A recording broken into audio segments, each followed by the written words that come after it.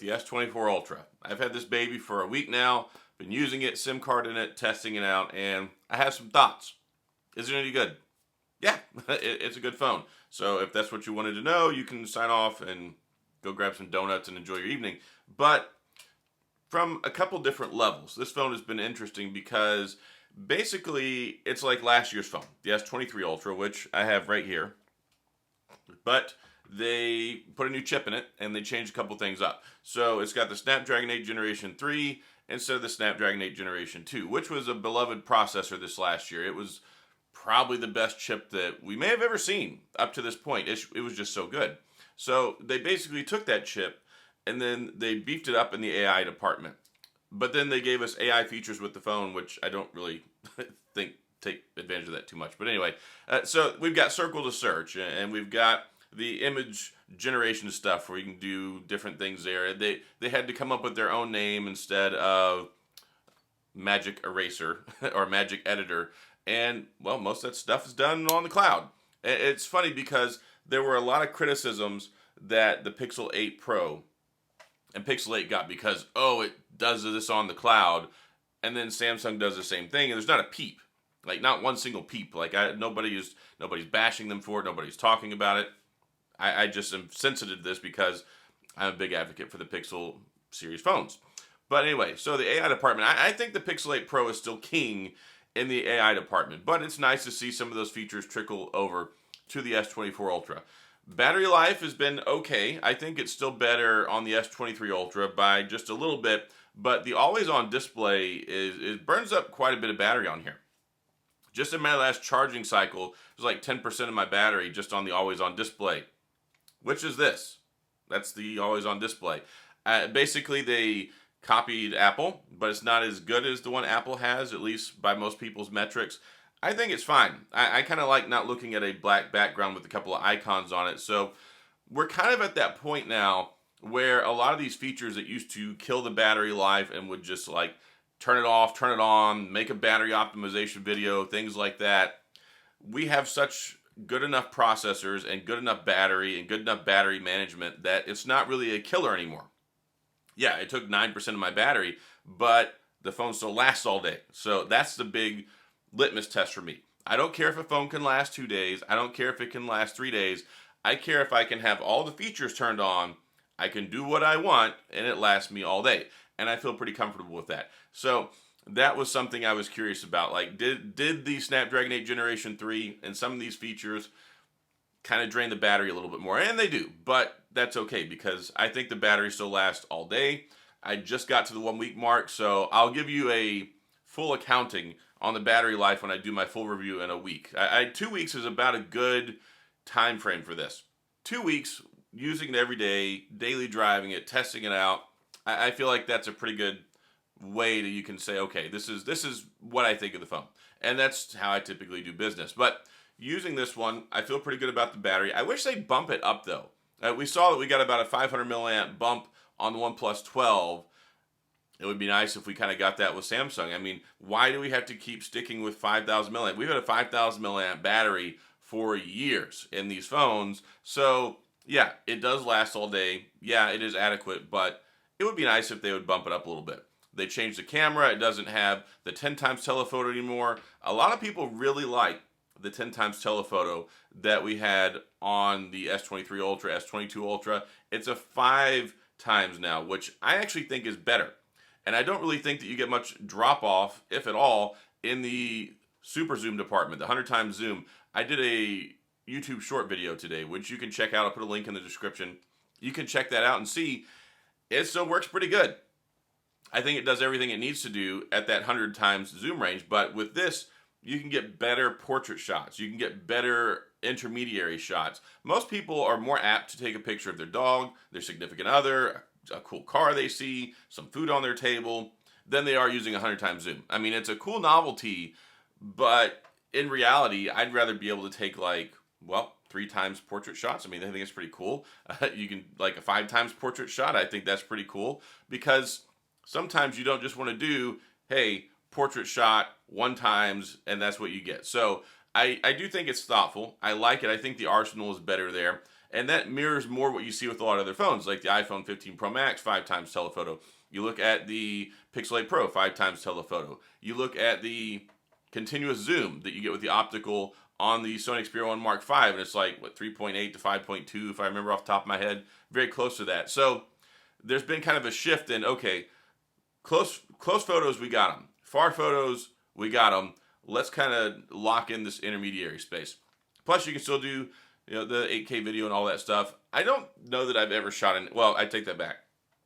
I did do an 8K video. I believe it was with the Note 20 Ultra and the S21 Ultra. I think those are the first times I ever did it, and I don't really do 8K. What are you going to watch it on, right? Well, you might think that, but when it comes to the 8K, what you can do is you can crop that down, and it gives you like a really high quality, good pixel density on a 4K video. So there's just some thoughtful things you can do there. I still think that the Samsung phone has the best built-in microphones. I shot the same YouTube short video I was talking about, and I recorded it with the native microphone outside. There was some like wind and noise and things going on. The Samsung microphones always impress me. The iPhone one, not so much. The Pixel one, it's all right. Samsung, I think they have the best microphone pickup when it comes to shooting video on their phones. And you can shoot a video with this phone. You can shoot a portrait style video for your TikToks and your YouTubes and your Instagram Reels and all that stuff. Don't need an external microphone, and it comes out really good. So I like that stuff. Again, you got the AI features. That's cool. I don't think it's that big of a selling point. I think the flat screen was a big selling point. I think the 7 years of security patches and updates, that's a selling point. I think the S Pen is a good selling point. I think saying you've got titanium in the frame, that can be a selling point. AI, I did like a poll. Kind of. I asked people about their thoughts and their feelings because Samsung thought there was a big increase in sales because people wanted the AI features, and I'm like, I don't think that's it, Chief. And most people were like, I wanted the flat screen. And I have a lot of mixed feelings about that. I love the curved edge display on the S23 Ultra. And going to the flat edge, like the flat screen, it's okay. It's not going to cause me not to buy the phone. Like, I'm not saying anything bad about it. I just prefer the curved edge display. And it's funny because it still has rounded edges, so it has the rounded edges here, but it has a flat display. I kind of like how it just flowed into the curve of the phone, but anyway, doesn't do that anymore. But yeah, just using it on a day-to-day basis. I've been using the S Pen. I've been using it more because I, rest in peace, lost my S Pen for my Z Fold 5. I think it might have just popped off the back of my case somewhere. I don't know. It's just gone. And I was using my Fold 5 to make all of my thumbnails for my videos, and now I've been using the S24 Ultra. The S24 Ultra is about as complete of a phone as you can get if you're not hung up on it not having a charger, it doesn't have expandable storage, and it doesn't have a headphone jack. That stuff I really like Sony for. I love my Sony Xperia 1 Mark V. I record videos with it sometimes, and I put an SD card in it, and I can record straight to that, or I can copy it over. I can plug in my nice microphone. I've got a really nice boom microphone that I plugged into it. The videos I've recorded with my Sony Xperia 1 Mark V, most folks are like, man, it looks way better, and it sounds better than my iPhone. And I agree with that as well. I might try and shoot a video with this one and see how it pans out. So if you're interested to have me record one of my normal videos and see how it looks with this phone, let me know in the comments section. I'm fairly certain some of y'all want to see that. So yeah, let me know. But I'll just plan on making that anyway. But yeah, video capability is good. Picture capability is good. The shutter speed has increased. And that's something that's nice because it's been a big criticism and complaint over the last, well, basically forever. Samsung always has a problem with this. I was taking some photos of my dog, and like, you can see the shutter speed's pretty good. And this is with the maximum AI enhancement turned on the camera. They came out with a feature with One UI 6 where you could adjust how much processing you wanted done, and that was kind of, I think people felt was delaying the shutter, and well, in many ways, obviously so, because if you turn it down, Samsung's like, look, you can get faster photos, but it's going to have less processing. It's going to be more of a, I don't want to say the word raw, because it's not a raw exported photo or video. It is just raw as in not being held up with the post-processing and the computational photography. So really more relying on the sensor than anything, but you could take faster shots, which has been a criticism because people that have pets, people that have small children that they want to take photos of, Sometimes it get blurred out images, like because they turn, they move right as you're trying to take a photo. So the pixels and the iPhones have been better historically. Well, there's been a definite update. There's been a good upgrade on here where I've been able to notice a difference. Other people I've got feedback from have said there's a difference. Maybe the Pixel and the iPhone are still a little bit faster, but I think they've done some good things there. The color itself, I like it. I said before, it looks like a paint sample. I made a comment before that made some people upset because I said that it was uninspiring. I was talking about the way that the phone looks. Let me take the case off of my S23 Ultra. So if you didn't know what the colors were and you just had to go into it blind and you're like, all right, which one is which? They look basically identical from the back. They have fully 100% adopted Apple's strategy of make the same looking phone, put a new chip in it, and just resell it the next year. There's really all we're getting is improvements to cameras and AI at this point. AI is basically the big selling point this year. Google kind of started with the Pixel 8. Now Samsung's jumping on board. I think it'll get better over time. But my concern is how many of them will be phone specific and how many of them will be like product line specific. For instance, you take a look at the Pixel 8 Pro, it's clearly getting more AI features than the Pixel 8. And then the Pixel 7 Pro and 6 Pro aren't really getting those features either, even though their Tensor chip was supposed to be better for AI and machine learning. They're very much limiting a lot of that to that line. What happens when we get the Pixel 9 Pro? Is it going to cut off the Pixel 8 Pro and not give all those features? Are you going to have to keep buying the new one every year? So that's what I want to see with Samsung with their AI. Will they have a continuity with the phone that follows it where as the years go by, it will continue to get those updates? And that's one of the powers of having AI that's done on the phone and on the cloud. Because as long as you have those updated cloud servers in the background, that gives you the legs and the longevity for that to be able to continue to use those. That's what hurts older phones is they lack the AI processing, but they also don't have access to like Google's cloud servers for processing AI tasks and things like that. So anyway, a lot of this has been kind of big picture stuff. Have I enjoyed the phone? Yes, I've enjoyed using it. It's really zippy. Like it's a really zippy phone. And it feels like some of the apps are more optimized. There were a lot of times where if I'm using Creator Studio, which is an app that I use so I can manage YouTube and things like that, it would be kind of slow. Or Twitter would sometimes feel like it was kind of slow. And it just feels like this phone is Johnny on the spot. I don't know what they did, but they seem to have beefed up and sped up some of these apps. Maybe it's just the latest One UI update. I don't know. But it works, and it seems to work really well. So I think battery life is good. I think the cameras are excellent. I think there's improvements in the camera department. I do like the always-on display, despite some people don't seem to like it, and they've been complaining about it. Just like the screen. I had to make a video about the screen saying, okay, look, yes, it's not as it's not as vibrant as the S23 Ultra or the S22 Ultra. I didn't care. I kind of like the more natural look. And I do like the anti-reflective screen. And that's really cool too. And the titanium is pretty much meaningless. It shaved off 1 gram, 1 whole gram off of the weight of the phone. So it's kind of meaningless, really, if you think about it in that regard. Like, what's the point? Titanium's supposed to be lighter. Why do we need titanium if it's not making the phone any lighter? Like, you're just charging us more money to say it's titanium. I really didn't appreciate the price increase to $12.99. I just don't see where that value is coming from for the extra $100, other than just to continue to have the most expensive phone. The 7 years of updates is nice, but if you look at it, the S24, the S24 Plus did not get a price increase. So I don't really buy that argument either. So if you want to buy this phone, like if you already bought it, you're probably enjoying it. I haven't come across many people who bought it who said like, okay, I'm going to return this phone. Only people that really said they were going to return the phone were comments relating to the screen. And I'm like, if it's that bad to you that you need to return it, I mean, it's still a brilliant looking screen. And then, of course, it's super, super bright now. It's got up to 2600 nits max brightness, which is absolute ton. That's a big update from the 1750 we had this last year. Baseline brightness is good. Ergonomics, I mean, it's a boxy phone. I complained about this before. I will maintain until my dying days that Samsung needs to make a smaller version of this phone.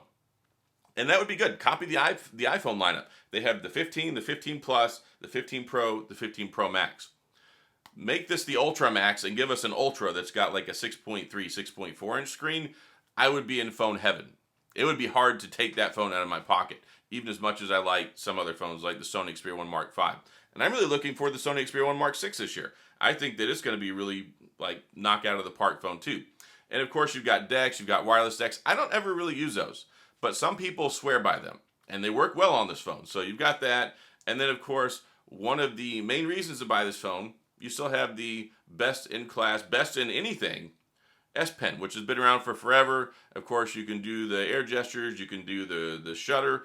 This is very invaluable as a remote shutter. If you like to do content creation, if you like to set up your phone on a tripod, do video clips, and do pictures, you can control it with this. Put it on your tripod, step back 20 feet, bam, activate it. You don't need a cameraman.